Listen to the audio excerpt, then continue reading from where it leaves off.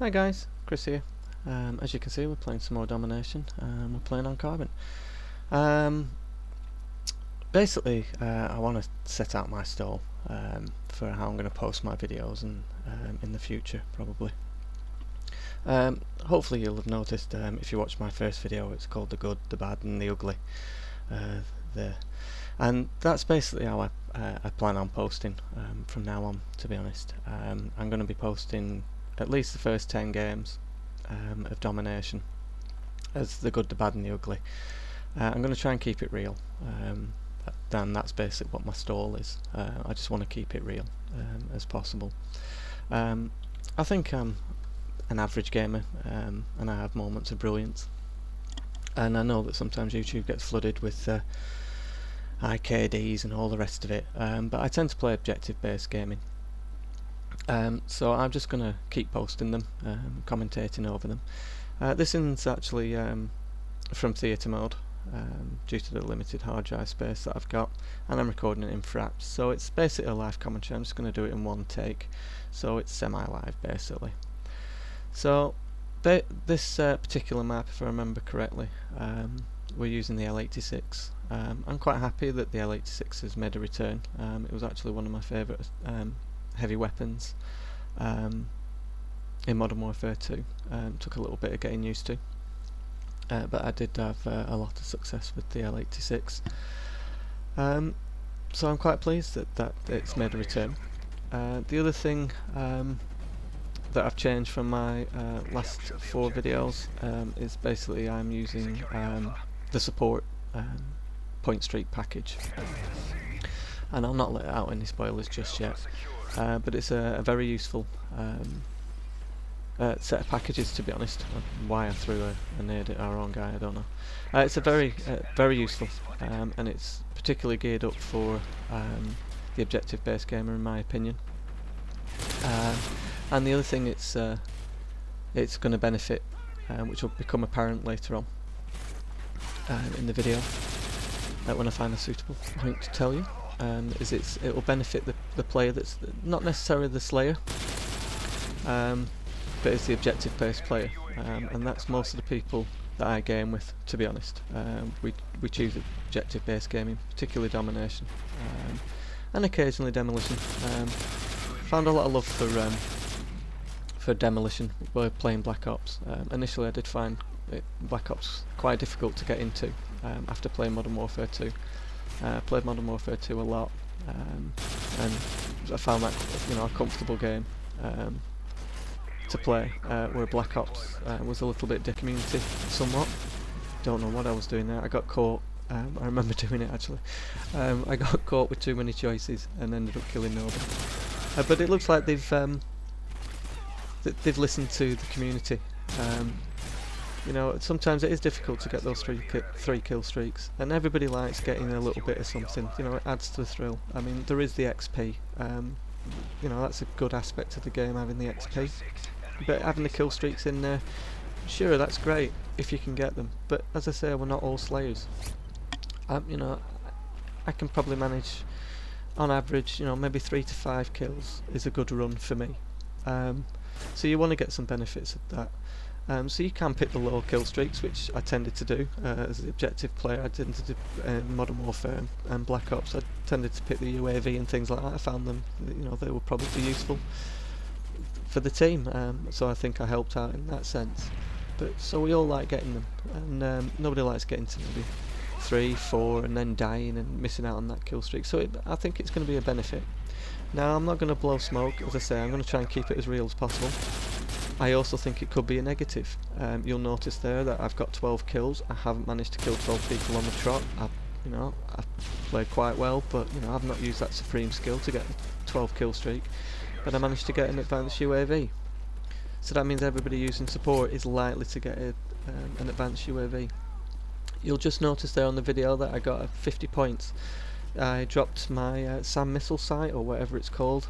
As I said, this is literally my 5th game. I played it on the Friday. I wasn't able to post it. I recorded 2 more videos after that, so 5 and 6, and hopefully I'm going to finish the commentary and I'll be able to post up tonight.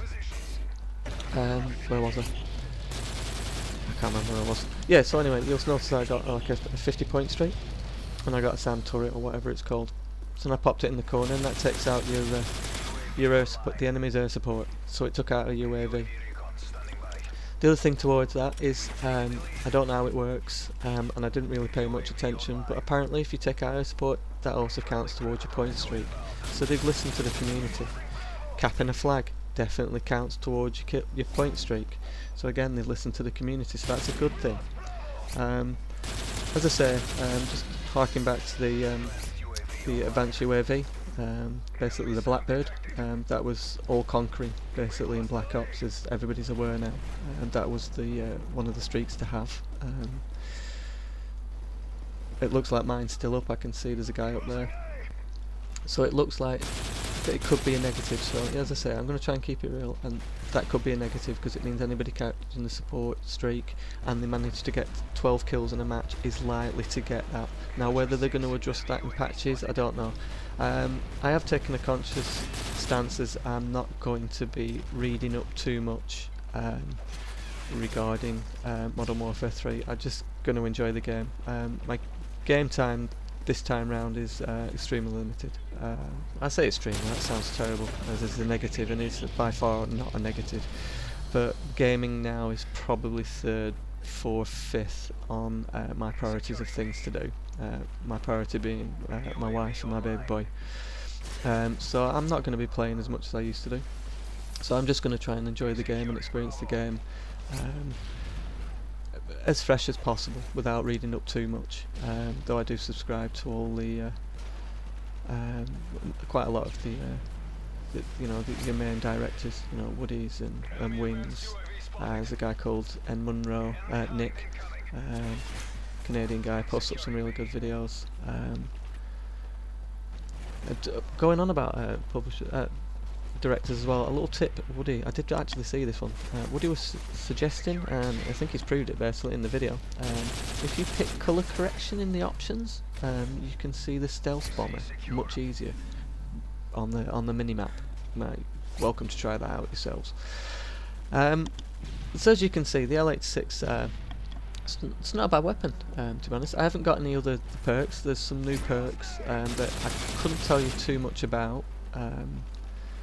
Or I'm not calling them, they're not perks actually, they're attachments. They slightly changed the attachment things.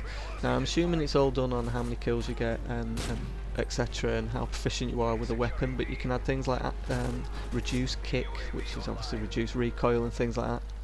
What you're seeing is the weapon in its vanilla mode. I haven't got any attachments or anything for it at all, so you can see it's quite a useful weapon. You pretty much have to sort of burst fire it, but it's powerful. Though I thought I'd get that guy through the metalwork, but I didn't. One of the main pluses, they got rid of stopping power. If anything, basically what that's done is it's giving you a perk, because basically in Modern Warfare 2, as you're all aware, stopping power was you had to have it, so therefore you were playing with pretty much 2 perks. So what that's done is it's evened it all out, and it's given us a choice of 3 perks, which is quite useful. I haven't opened up many, but I'm finding the ones that I've got useful. I know there's a version of Ghost. I don't know if that's going to be all conquering like it once was in Black Ops. You pretty much everybody was running Ghost at one point, and then obviously as the game matured and people wanted challenges, they removed that. Personally removed that. So you can see I got another 50 streak. That was with the SAM turrets. Obviously I've taken out somebody's UAV. Now what I have noticed is a couple of enemy UAVs did go up, and you could see them quite easily in Modern Warfare 2, and you could see them quite easily in Black Ops. I did a quick spin around, and I couldn't really see them, so whether they're hidden a little bit, I couldn't tell you. So it is good, but it looks like Activision or Infinity Ward or whoever's adds these things. I've this time listened to the community, so I'm taking some pluses from that. I'm sure there'll be some more negatives to come, and I will be posting those up. As I say, I'm not going to big them up too much. I'm going to leave my full assessment reel until the honeymoon period is over. and then we'll see what we say. I was thinking 10 would probably be about right, and then might move on to demolition, as I've said. As you can see, we took the loss. It was fairly close. It was an enjoyable game. I took out a new weapon. I hope we've enjoyed that. That bring up the score. They've changed how the score. Now, one of the things that I don't like is the fact that they've removed how many flags you've capped and things like that. But apparently it's still there, but you have to sort of tab while you're in game and you can compare yourself to other players. But to be honest, they've got to put that back in your final score, because it made a difference. You know, I went 20 and 19. I had a pretty good time, but I might have capped 3 or 4 flags. You know, it doesn't give a full picture. It's gone back to one of the things I didn't like about Modern Warfare 2, where it was all about the KD, and that's not what the game's about. You know, you do, like I say, you need your slayers, but you need your team players as well, capping those flags. Anyway, I won't witter on too long. I hope you enjoyed that gameplay. I hope you enjoyed the commentary. If you did, give us a thumbs up. You don't need to sub, no problem. I have no problem, but give me a thumbs up if you enjoyed it. It does help. Anyway, catch you soon. Take care. Bye bye.